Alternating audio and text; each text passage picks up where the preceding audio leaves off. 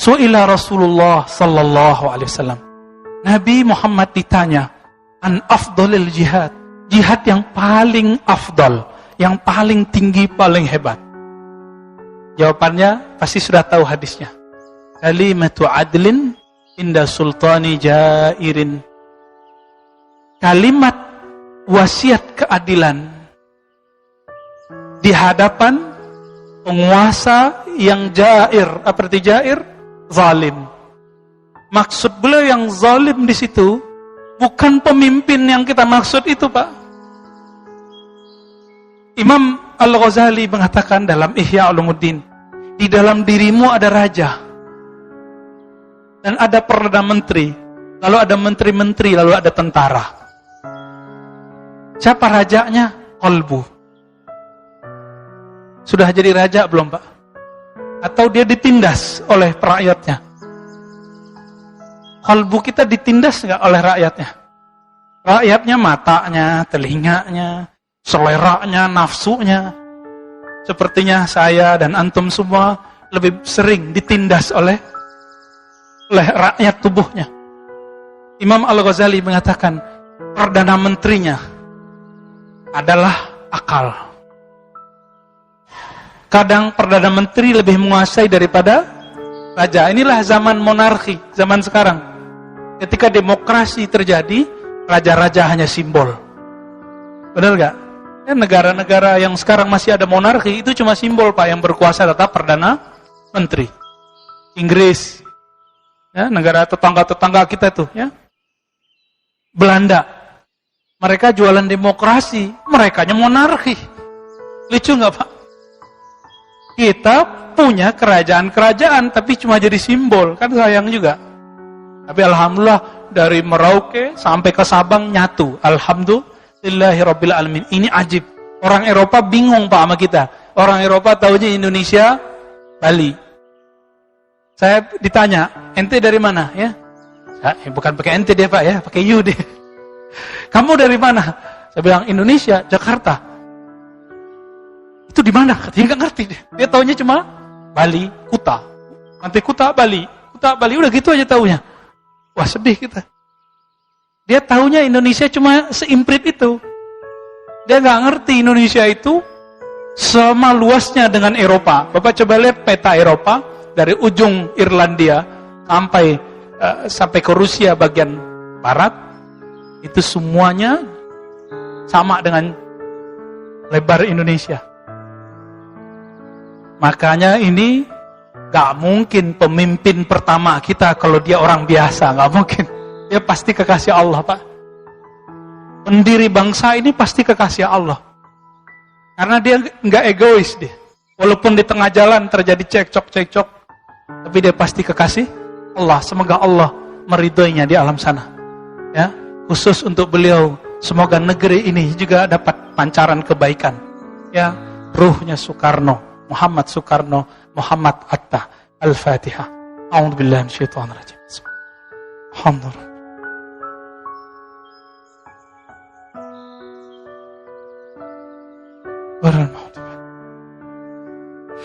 Amin.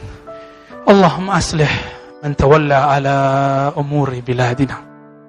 Ya Allah, jagalah negeri ini, jagalah umat Islam, jagalah siapapun yang percaya kepada Engkau, kepada Nabi Engkau. Alif baina qulubihim. Damaikan sesama mereka. Damaikan hati kami dengan hati saudara kami. Innamal mu'minuna ikhwah. Jadikan kami, ya Allah, benar-benar bersaudara. Amin ya rabbal alamin. Kembali ke teks ini. Hadis ini, Bapak selamatkan Allah, disebutkan di ujung kalimat. Makanya saya gak ketemu di riwayat lain, ketemu di riwayat ini. Fadama'at aina Abi Sa'id. Mendengar Nabi mengatakan, jihad paling tinggi adalah mengatakan keadilan kepada pemimpin yang zalim. Abu Sa'id langsung nangis. Dama'at aina Abi Sa'id. Padahal dia bukan khalifah. Karena dia sadar, dia zalim kepada hatinya. Dia zalim kepada jiwanya. Dia zalim kepada ruhnya. Pernah kita nangisin itu, Pak? Nah, ciri-ciri antum ini sudah menangisi seperti Abu Sa'id ketika istighfar mulai nangis. Kita nggak bisa melihat diri kita ini suci, ya. Sekali kita merasa suci, hilang nur itu. Maka saya minta ampun kepada Allah jika pernah merasa suci. Allah maghfir lana. Nah, ini baru 3 paragraf ini, Pak.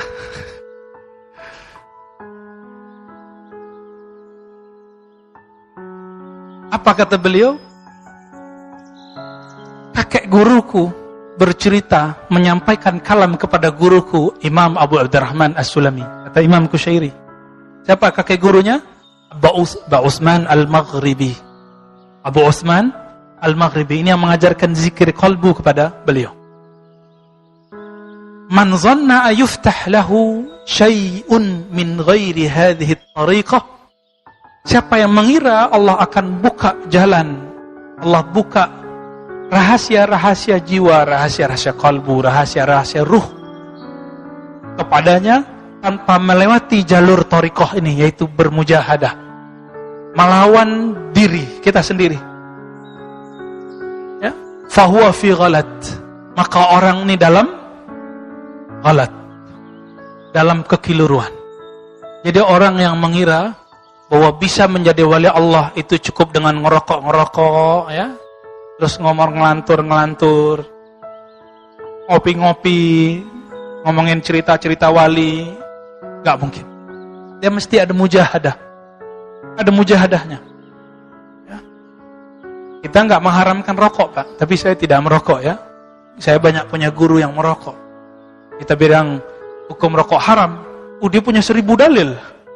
Maka saya cukup mengatakan, baik Sayyidi, ya, iya sudah. Tapi ilmu ini, ilmu mujahadah, maka mujahadah ini dapat dibagi. Ada mujahadah hissiyah, mujahadah fisik. Mujahadah fisik itu, Bapak pengen ototnya kekar, ngapain? Fitness, workout.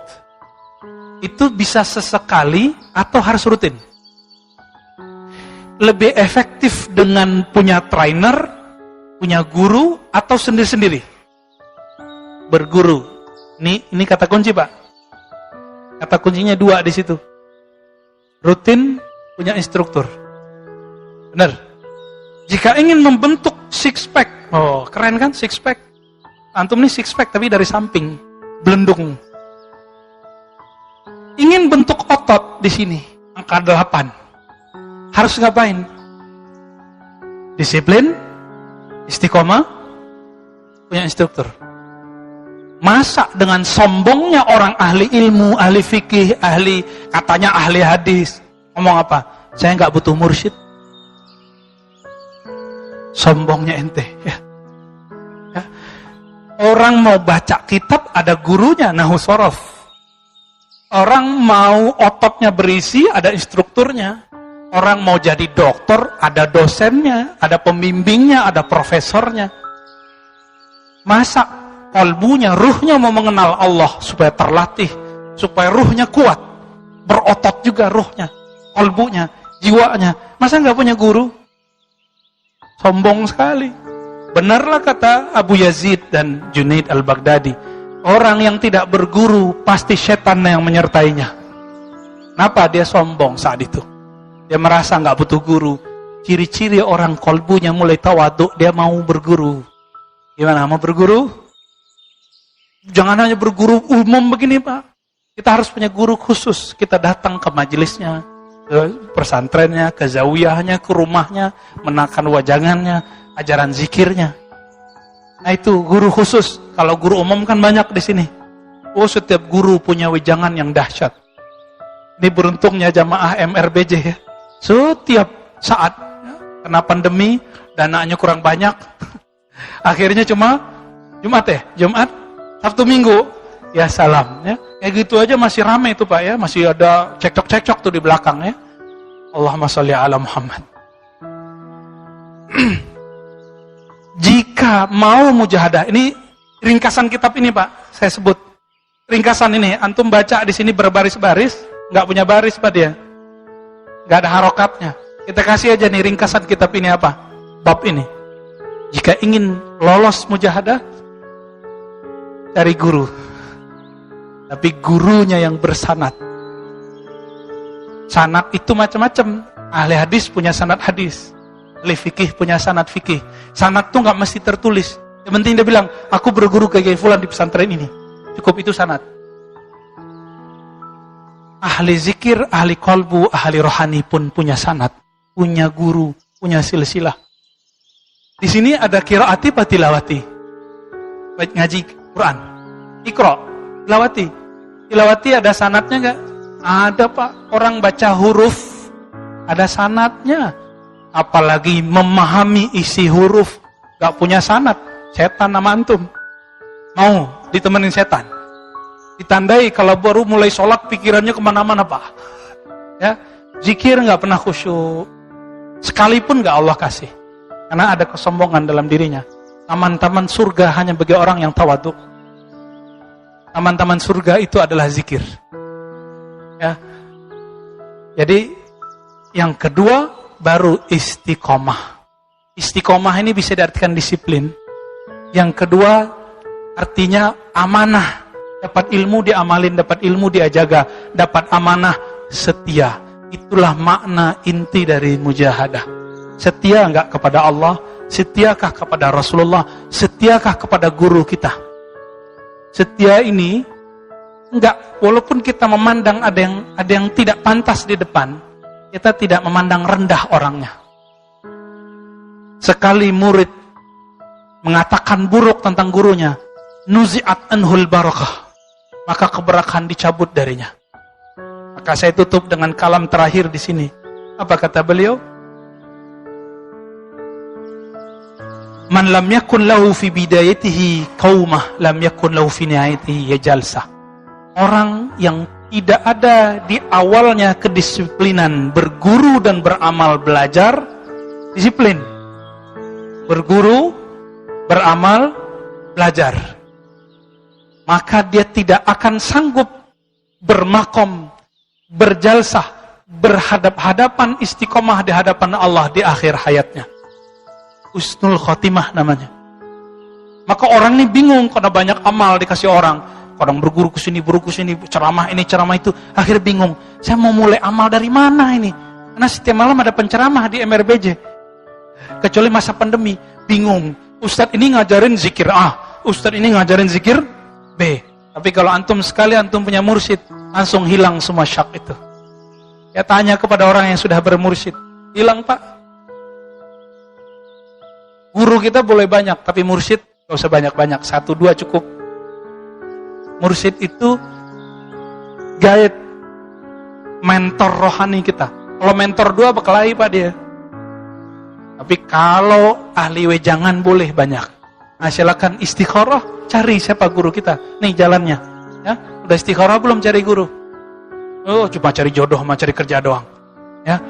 Jodoh itu cuma di dunia, Pak. Jodoh berguru sampai kiamat kita mencarinya. Nanti antum waktu dibangkitkan Allah di akhirat kelak di padang mahsyar, yang pertama dicari bukan anak istri, guru. Sahabat Nabi karena gurunya Nabi Muhammad, beruntung nyari Nabi Muhammad. Ada orang yang bingung, yaudah cari kong kita, yang kong awal siapa? Nabi Adam. Itu nyari siapa? Semoga namanya termasuk daftar murid, daftar umat. Nah, kita kalau sudah punya sanad sama guru, setia sama guru, kita enak Pak, ada garansinya. Nah, inilah yang disebut orang-orang yang masuk surga 70.000 tanpa dihisap, tanpa diazab. 70.000 itu gandeng 70.000. Kita walaupun gak masuk 70.000 gak apa-apa, tapi masuk baris keduanya, ketiganya kayak ditarik. Udah mau ngesot-ngesot ke neraka, ditarik sama dia. Amin ya rabbal alamin.